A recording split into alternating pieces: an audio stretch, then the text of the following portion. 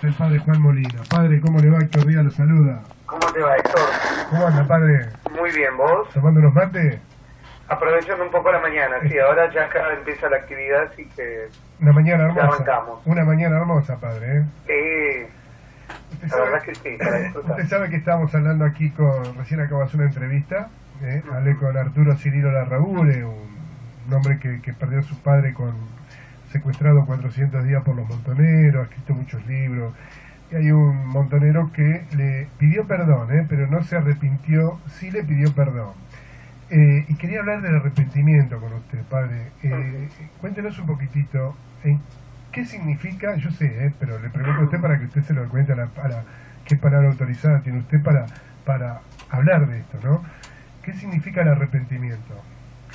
Arrepentirse, lo primero que tenemos que decir es que arrepentirse para un cristiano tiene que ver con reconocer el mal hecho, el mal que cometimos, y sobre todo tomar una decisión o tener el deseo al menos de decidir no volver a cometer eso que se hizo.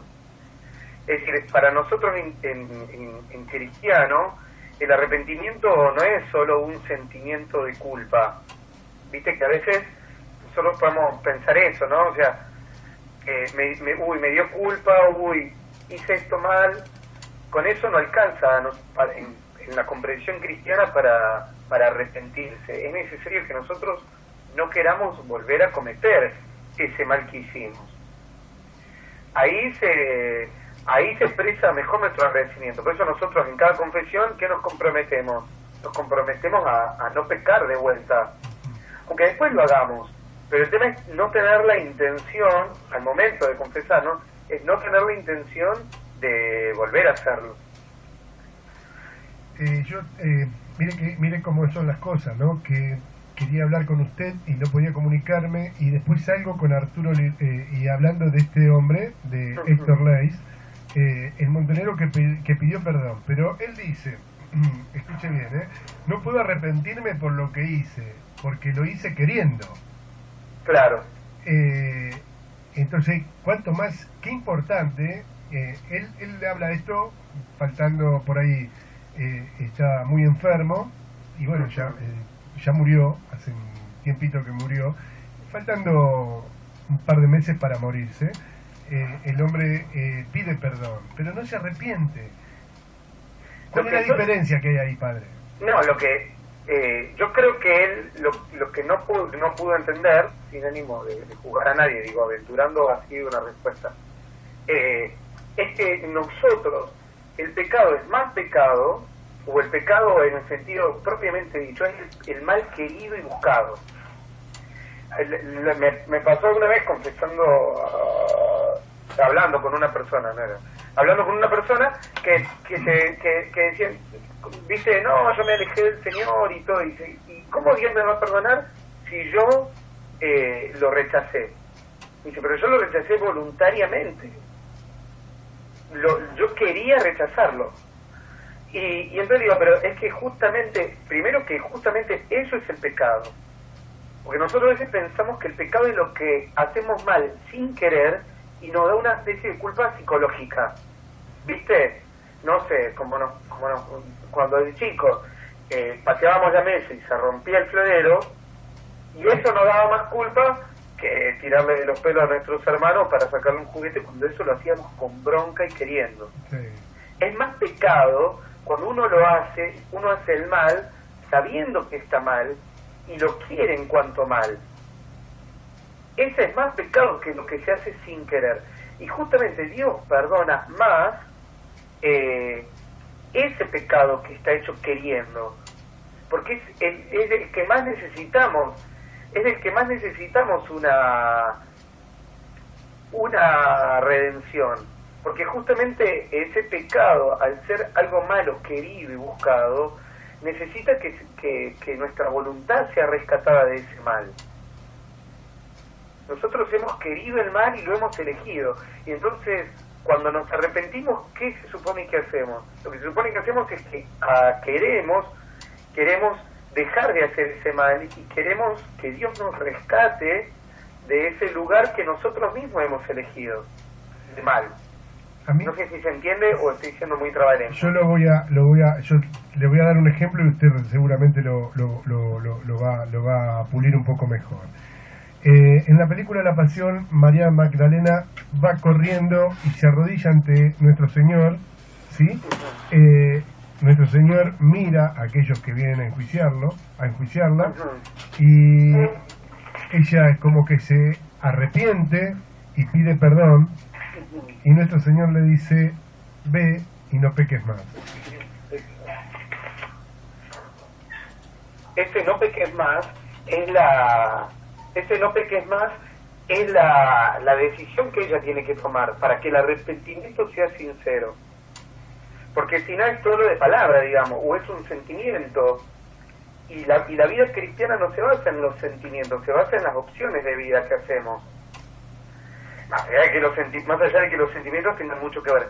Pero nosotros entendemos el arrepentimiento como una decisión del corazón, en la que decidimos no hacer más mal y empezar a hacer el bien. Ese sería el corazón del arrepentimiento. Porque yo diría respecto al muchacho este que había hecho esos, al montonero, es que justamente si él había hecho el mal queriendo, es queriendo donde encuentra una redención, es queriendo elegir el bien, es diciendo fallé, estuve mal, en su momento lo hice adrede y queriendo y todo, hoy reconozco que ese no es el camino, que yo estuve mal y que por tanto si hoy tuviera que volver a vivir eso ya no lo volvería a hacer o no lo volvería a hacer. Eso es un arrepentimiento sincero. Acá estoy con Gustavo y con Daniel, padre, que están desesperados por preguntar, no sé quién primero. ¿Qué tal, Juan? Gustavo Lucino te saluda. Buen día, Gustavo. Bien. Bueno, el camino a nuestro Señor también nos ha marcado, sobre todo cuando Él elegía a sus discípulos. Los discípulos que elegían eran justamente no gente que era limpia, pura y casta, un cobrador de impuestos, una prostituta, y Él los convertía, y en eso tal vez se basa el camino nuestro, y esa gente que Él eligió como sus apóstoles, después siguieron cometiendo errores, porque una cosa es saber que nosotros estamos en el camino de la fe y hemos hecho atrocidades antes de conocerlo a Cristo, pero capaz que uno no es perfecto y se puede seguir equivocando, pero no con intencionalidad, ¿no? Y ahí está donde la misericordia a través de Dios, es decir, reconocernos como no perfectos y saber que solo Dios lo es y solo en Él podemos poner nuestro proceder, digamos, ¿no? Yo te diría, en lo que vos decís es muy acertado. Jesús elige todos distintos, ¿no? Hay pescadores, está el celote, como lo llaman, que es posiblemente uno que haya participado en realidad no está tan claro, pero una de las posibilidades es que haya participado de un movimiento así también guerrillero de la época de los celotes, el celotismo, es decir, que Jesús tenía gente así en medio de su grupo. Es posible que algunos hayan, que haya habido gente que lo sigue, que eran los fariseos, de los doctores de la ley y demás. Lo importante es que Jesús, al hacer el anuncio del reino, como empieza Jesús anunciando el reino, es el tiempo se ha cumplido, el reino de Dios está cerca, conviértanse y crean. Ese conviértanse y crean, que parece tan ingenuo, implica de parte de Jesús una mirada optimista del ser humano, realista, porque Jesús era un hombre realista, pero optimista. Optimista en qué sentido, es que yo no te voy a pedir que te conviertas si no espero que lo puedas hacer. Jesús sabe que nosotros podemos convertirnos y por eso nos los puede pedir, porque sabe que es una elección que podemos hacer, aunque necesitemos de su gracia, de su amor, de su ayuda, de su perdón continuo y demás. Podemos convertirnos, por eso Jesús lo puede pedir.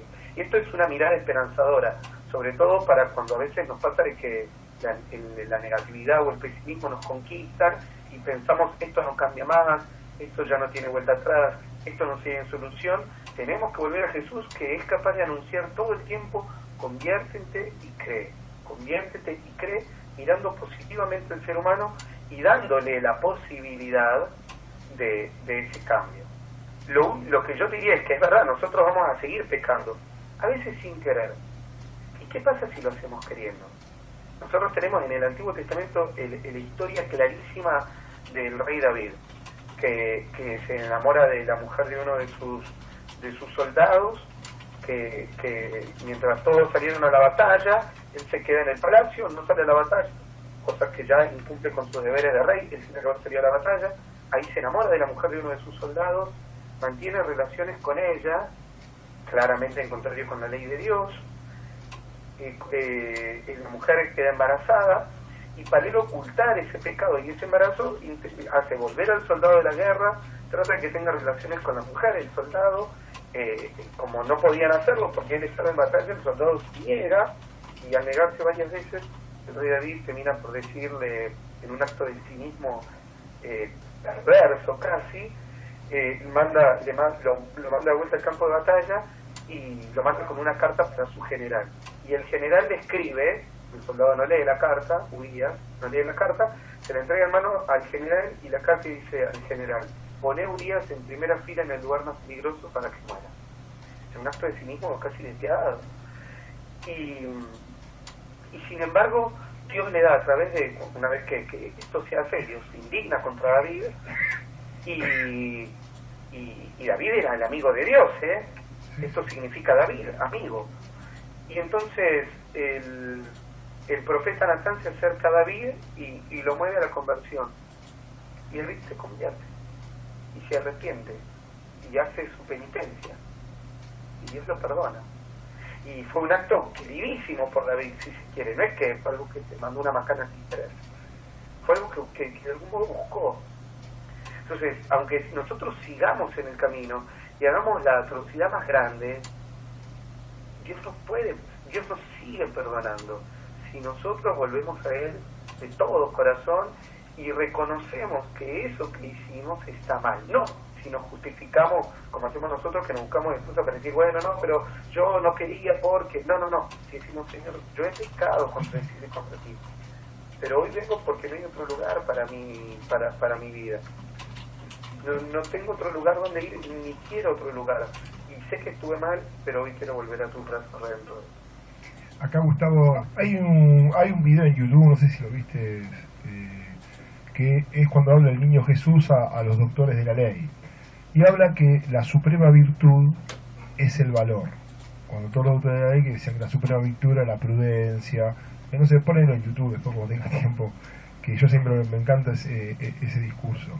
Tal vez está el valor relacionado con que nosotros tenemos que aceptar que somos débiles, nos equivocamos y ver esas cosas, ¿no? Porque a veces nos gana la soberbia y decimos, no, yo no lo hice, no hice. La fe también, no, yo no me equivoqué, pero nos ponemos tercos. Tal vez que tengamos blando de corazón para darnos cuenta, tengamos tacto para saber esos errores que tenemos, para poder, primero, para cuando hay un error, para poder solucionarlo hay que identificarlo. Y el valor tiene que ver con eso, es una pregunta. ¿No? Sí, yo creo que sí, hay que ser muy valiente para reconocer el propio pecado y manifestarlo públicamente, si se quiere, por ejemplo, en la confesión, o reconocerlo públicamente. Hay que ser muy valiente. Daniel te quiere hacer una pregunta, padre. Hola, Sí. Juan. Hola, Juan. Muy bien, ¿vos? Bien. Juan, a mí te hago la pregunta porque es algo que me pasa a mí. Generalmente a veces estoy en misa y digo, hace un tiempito que no me confieso, y lo pienso, ¿no? Y resulta de que cuando yo me voy a confesar trato de pensar en todo lo que hice, y me cuesta decir, pero encontrar mis fallas, pero me cuesta a mí, porque digo, pero si yo no hice nada malo, yo lo que hice fue en algún momento ponerme mal yo. No lo hago mal a nadie. Es terrible, Lo primero que hizo, se sentó acá y me cargó porque él es de Racing y yo soy de Boca. No hice nada malo, dice, mirá. Un acto de justicia. Yo nunca, no hay problema. Gracias, Juan, esa es la verdad. Fue un acto de justicia. Vos sabés que tenerlo todos los sábados y que me dé, y un día que yo puedo, me tengo que descargar. Claro. Lo hago por el obispo que es hincha de Racing. Qué grande el obispo. lo que yo diría es esto. Hay un salmo, si yo no estoy mal, es el Salmo 18, dice: Señor, muéstrame mis faltas ocultas, es decir, las faltas que no puedo ver. Entonces ese tiene que ser el primer pedido: Señor, que las vea, que las pueda ver. Pero mostrámelas vos, Señor. Porque hay veces que también nosotros medimos nuestros pecados según nuestros criterios, y también tenemos que dejarnos educar por Dios, por el Espíritu Santo en el corazón, para que Él nos muestre cuáles son nuestras fallas. Y el Señor te las muestra porque es muy clarísimo. Eso en primer lugar. Yo diría, en caso de que a veces uno no pueda, un examen de conciencia ayuda para poder tener las cosas más claras. Y después ayuda el confesor. Dice: bueno, mire, padre, yo vi esto, usted me puede ayudar, tal vez con alguna pregunta, con alguna inquietud. Y entonces ahí un buen confesor también te va a ayudar un montón en ese momento a reconocerlo. Padre, hay que correr a confesarse, sí o sí. ¿Por qué hay que confesarse? Y uno no sabe cuándo puede venir la muerte a buscarnos y nos puede encontrar en pecado. ¿Qué pasa si la muerte nos encuentra en pecado? Bueno, que Dios nos regale la gracia del arrepentimiento a último momento, ¿no? para poder ir al reino. Si vos no hubieras confesado y en el último segundo de conciencia, o vaya a saberse cómo es este misterio, ¿no? Porque tampoco uno se arrepiente, Dios ese perdón le sirve para derramar su misericordia. Así que nosotros confiamos infinitamente en la misericordia de Dios. De todos modos hay que confesarse. No solo, obvio que por la gracia de llegar al cielo en el momento final, que también, porque esa es nuestra meta, ese es el lugar al que queremos ir, porque es con Dios con el que queremos estar para siempre, pero sobre todo, y también para caminar mejor en esta vida. La confesión nos ayuda. Yo ahora descubro cada vez más que hay incluso pecados que cometemos por no haber reconocido y confesado y habernos arrepentido a tiempo de pecados menores. Entonces hay mentiras grandísimas en las que caemos, desórdenes profundos de nuestra vida que tienen que ver con no dejarnos redimir por Dios. Y entonces, aunque a uno le parezca que ese pecado que uno tiene guardado en el corazón es inconfesable y es vergonzoso, y cómo lo voy a decir, Dios está para perdonarte en la figura del sacerdote. Dios está esperando para abrazarte y decirte: estaba esperando que me entregues ese pecado hace muchísimo tiempo, desde que lo habías cometido. Y yo te puedo asegurar por experiencia propia y ajena que Dios no tiene asco de nuestros pecados. Dios no tiene asco de nuestros pecados. Dios no se avergüenza de nuestros pecados. Dios nos perdona. Y es esa confianza en la misericordia de Dios la que nos tiene que aventurar a arrojarnos en sus brazos, en palabras de Santa Teresita, arrojarnos en sus brazos para ir al encuentro de su perdón. Esto verdaderamente nos redime. Es conocidísimo que cuando salimos del confesor decimos: me siento más piano, me siento más feliz, me siento más alegre, porque el perdón de Dios es el que hace eso. Entonces, es necesario confesarnos. Para los que queremos tener un camino de fe, es necesario confesarnos seguido. Aunque sea de los pecados, aunque sea de pecados veniales, no tienen por qué ser los pecados gravísimos y demás, que sean los pecados veniales, porque esto nos ayuda a cuidar el sostén de la casa, digamos, a cuidar los fundamentos y a que estén firmes.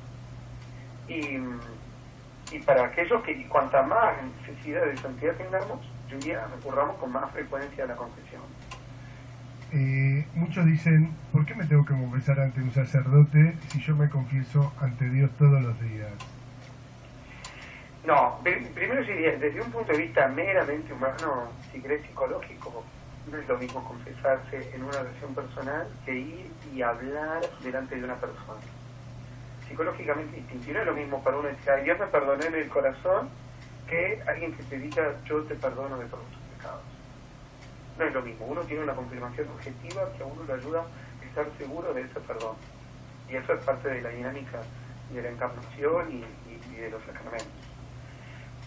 Por eso Jesús, cuando vino, también perdonaba en nombre del Señor, porque sabe que el pueblo tiene necesidad de escuchar: yo te perdono, tu falta ha sido perdonada. Y desde el punto de vista teológico, Jesús mismo dejó en la iglesia un ministerio de reconciliación, en la figura del sacerdote. Por eso le dice a los apóstoles, después de haber resucitado, los pecados serán perdonados los que ustedes se los perdonen, y serán retenidos los que se los retengan. Por lo cual Jesús dejó un ministerio de reconciliación objetivo, es decir, público, en la comunidad cristiana, que eso hoy ejerce el sacerdocio ministerial. Padre, hemos tenido una hermosa charla, nos ha dado una hermosa charla, verdaderamente espero que sea para la bendición nuestra y también para la gloria de Dios, que todos vayamos a confesarnos, todos a Santa Inés, a verlo al Padre Juan Molina.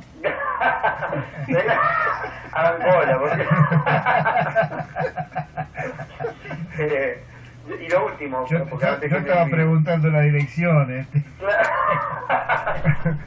Y lo último, antes que me olvide, a veces viene la gente diciendo, ay no, en algunas cuestiones en torno al mal y los malos espíritus y demás.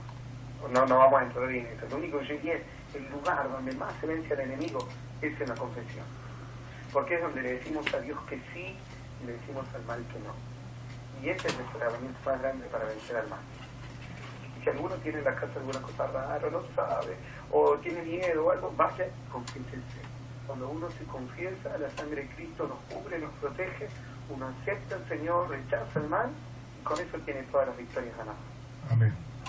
Padre, déjenos la bendición. Que el Señor esté con ustedes. Con su espíritu. Y que la bendición de Dios Todopoderoso, Padre, Hijo y Espíritu Santo, descienda sobre ustedes y permanezca para siempre. Amén. Padre, un abrazo grande, Dios lo bendiga. Dios lo bendiga. Gracias, Padre. Gracias. Chao. Hemos charlado con el Padre Juan Molina.